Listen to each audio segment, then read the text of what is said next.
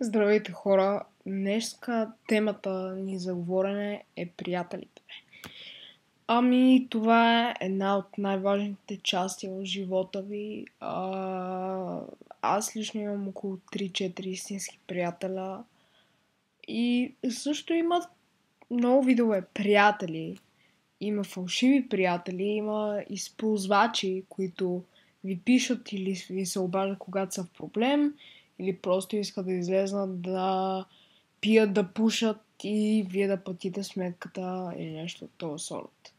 Или когато им трябва помощ, но когато вие ги попитате за нещо, примерно, дали може помощ или нещо подобно, те ще ви отговорят: не, заед съм. Мързи ме. Нещо от този сорт. Истинските приятели са много, много малко.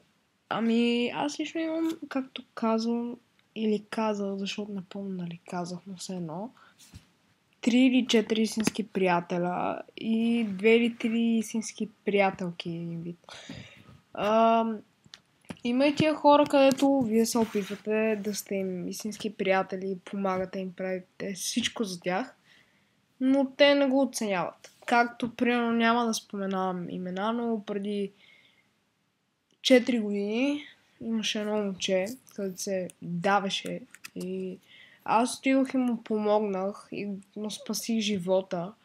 Винаги се държах добре с него, но то и до сега продължава да ме хейтва, настройва хората против мен и да говори само глупости, които несмислени неща. Но това е всичко от мен за днес. Надявам се да имате истински приятели. Споделете няколко истории с приятели, истински и фалшиви. И това е от мен. Peace.